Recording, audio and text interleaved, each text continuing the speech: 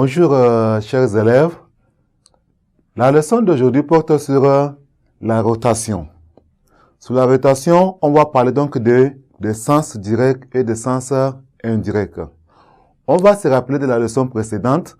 La leçon précédente, nous avons vu la composée de deux symétries orthogonales d'axes perpendiculaires. Chers élèves, l'objectif de la leçon d'aujourd'hui, n'est-ce pas, est d'indiquer un sens direct et un sens indirect, n'est-ce pas, d'une rotation. Nous allons prendre, n'est-ce pas, la définition. N'est-ce pas, la définition de sens direct et de sens indirect. Dans le plan, n'est-ce pas, chers élèves, on distingue deux sens, n'est-ce pas, de parcours ou bien de déplacement sur un cercle. Lorsque vous avez un cercle là, il y a deux sens de déplacement ou bien deux sens de parcours. Ça peut être de droite vers la gauche ou bien de gauche vers la droite. Maintenant, chers élèves, on dit le premier sens est le sens des aigus, n'est-ce pas, le sens des aigus d'une montre, ça dans le sens de déplacement des aigus, n'est-ce pas, d'une montre. Ça, c'est le premier sens. Lorsque vous avez une montre, n'est-ce pas, il y a le sens de déplacement. Donc, ce sens de déplacement, n'est-ce pas, est appelé le sens indirect. D'accord? Si vous avez une montre, n'est-ce pas, vous avez les aigus, n'est-ce pas, lorsque le déplacement ou bien le sens de parcours est dans le même sens que les aigus d'une montre, là, on parle de sens indirect.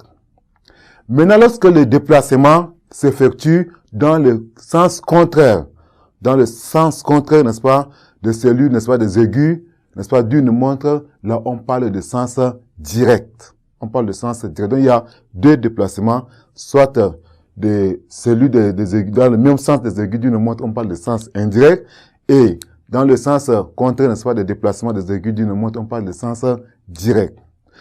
Bien, chers élèves, voilà donc la définition, n'est-ce pas, de sens direct et de sens indirect. Nous allons prendre un exemple. Nous avons donc ici les deux cercles qui sont là, le cercle C1 et le cercle C2. On va donc, n'est-ce pas, donner le sens de déplacement, n'est-ce pas, le sens direct et le sens indirect, n'est-ce pas, dans ces deux cercles-là. Bien sûr, nous prenons, chers élèves, le premier cercle ici, nous avons le cercle C1, n'est-ce pas, de centre O, qui est là. Maintenant, le sens nous savons que les aigus d'une montre se déplacent, n'est-ce pas, de gauche, n'est-ce pas, vers la droite.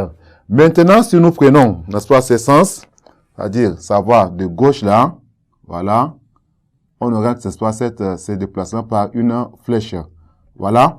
Ce sens est appelé le sens indirect. Voilà, ça c'est un sens indirect. N'est-ce pas, ça va dans le même sens que le déplacement des aigus, n'est-ce pas, d'une montre.